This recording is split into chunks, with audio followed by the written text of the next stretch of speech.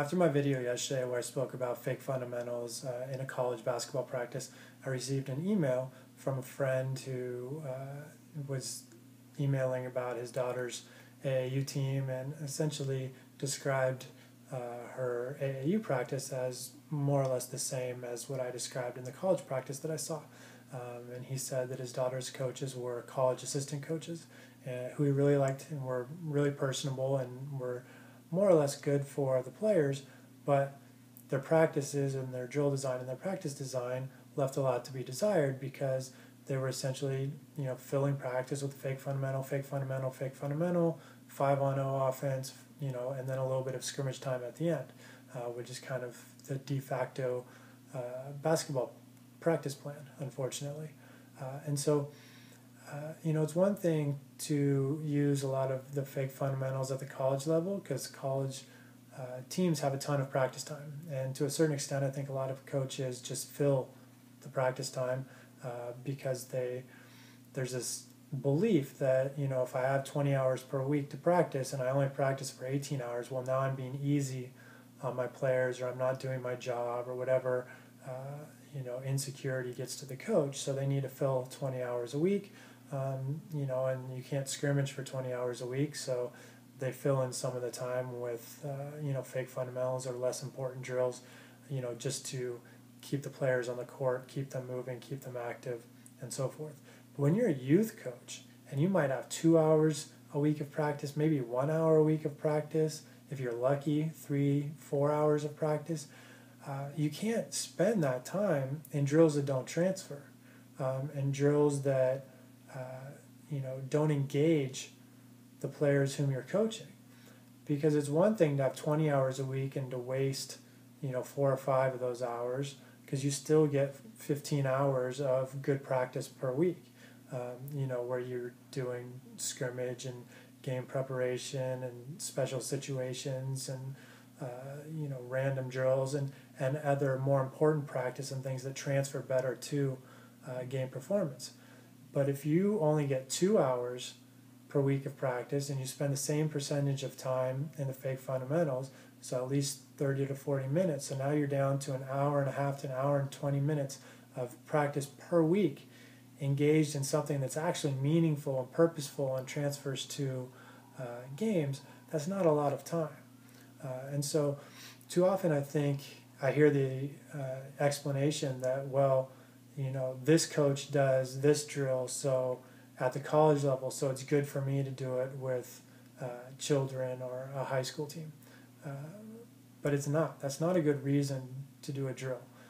because, again, the time factor is so different. At the college level, they have a lot of time. When I was with an NBA team this summer, and they were talking to the college players that came in for pre-draft workouts, and they were laughing at how much practice time the colleges had during the season, and compared to what an NBA team does in the middle of their season, and they just couldn't believe the stuff that they had the players doing and how much time they were on the court, and because in the NBA situation they might have one practice in a week with 4 or 5 games, and these college players were talking about how they had 20 hours in the preseason a week, and then during the season they might have a 3-hour practice in the middle of the season, which really doesn't happen too often in the NBA. So at the college level, they can do things because there's an absurd amount of time spent on the court each week that a youth team just can't do. You cannot get away with wasting a quarter of your time at the youth level, because that only leaves you with maybe 45 minutes to an hour and a half of practice time a week, where you're trying to do everything that's important, from putting in offense, defense, scrimmaging, teaching skills with defense, with offense, so on and so forth. So just because a college coach does something is not a good reason to do it at a youth or a high school level, because the circumstances are so different and the players involved are so different. At a youth level, you're dealing with players often who have very little experience, and so they're unable most of the time to take a drill that has no defense, let's say, and be able to imagine where those defensive players would be. Whereas a college player or an NBA player can do a drill, a 5-on-0 type drill, and they can really imagine where defensive players would be, or how a defense would rotate, because they have years and years of experience. So they're able to see these things even though they're not physically present. Whereas a youth player doesn't have that base of experience, so they can't really imagine how a player is going to react or how a defense is going to be aligned. They actually need those defensive players to physically be there to see how a situation is going to develop, or to see what's going to happen when they move to the right or they move to their left. They can't imagine how that defensive player is going to move. So again, it's another reason why something that's done at a college or an NBA level is not necessarily appropriate at a youth or a high school level, because the athletes are different, and especially the time requirements or the time constraints are very different between a college level and a high school or youth level. You have to get a lot more things in a much shorter amount of time, and so you can't spend time doing these fake fundamental drills that colleges can get away with doing. And you have to focus in on what are the most important things that you need to do, what are the most important things that you need to accomplish, and what are the most effective drills that you can design to accomplish these things in the amount of time that you have for practice each week. So to me, if I only had an hour of practice a week, I would spend the majority of that time playing 3-on-3, because to me it's the most bang for the buck, if you will. I can teach a lot of different things in a 3-on-3 situation. That if I tried to do everything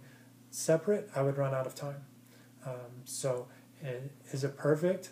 to play an hour of 3-on-3 as your practice time? No, because if you only have an hour of practice time, there's no perfect answer. It's less than ideal. It's really not, a good league situation to only have players on the court for an hour a week. But if that's the constraint that you have, you need to make the best use of that hour. And to me, that would be playing, small-sided games to get the most skill repetitions while developing the most tactical skills possible that one's going to see in a game. Whereas if we try to separate things out and do 5-on-0 offense and shell drill and 2-on-0 passing and straight line dribbling drill and block shooting drill, we can do all these skills, but we haven't done anything to connect them to what actually happens in the game when there's a defensive player in front of us. So again, it's less than perfect, but in the time that's allowed, you need to come up with the best possible answer. And looking at what colleges do when they have 20 hours a week is not the way to find the best possible answer for how to manage your 2 to 3 hours of youth practice per week or 6 to 10 hours of high school practice per week.